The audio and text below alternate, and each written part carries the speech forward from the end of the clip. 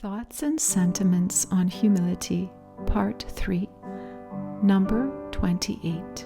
We read of many who, after being renowned for their holiness, fervent in the exercise of prayer, great penances, and signal virtues, and who, after being favored by God with the gifts of ecstasy, revelations, and miracles, have nevertheless fallen into the hideous vice of impurity at the slightest approach of temptation.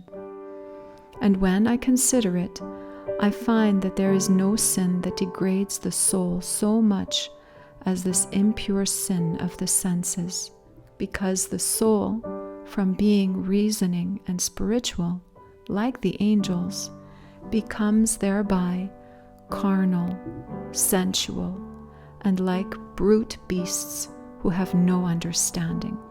I am constrained to adore with fear the supreme judgments of God, and also for my own warning to learn that pride was the reason of so great a fall.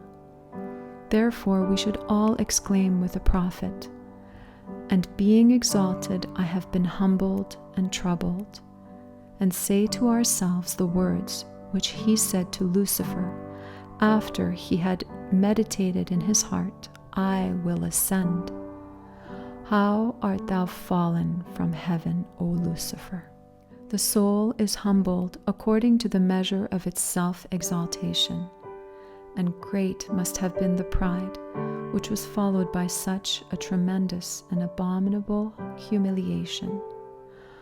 Ah, how much more precious is 1 degree of humility in comparison with 1,000 revelations or ecstasies.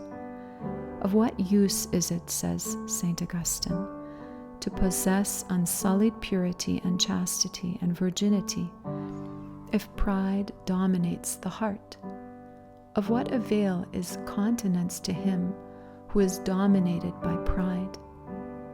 It is a wise and just disposition of God to permit the fall of the proud into every sin, and especially into that of wantonness, as being the most degrading, so that by so great a fall he should be ashamed, humbled, and cured of his pride.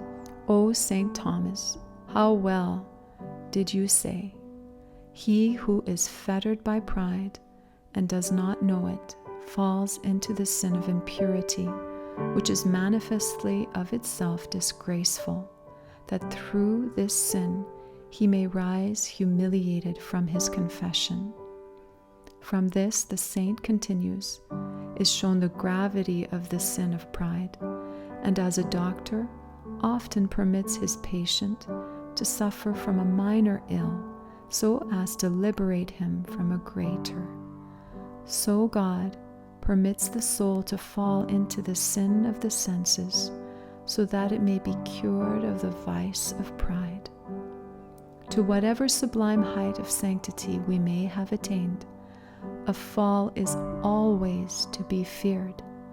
For, as St. Augustine says, there is no holiness that cannot be lost through pride alone. If there be holiness in you, fear lest you may lose it. How? Through pride. Gentle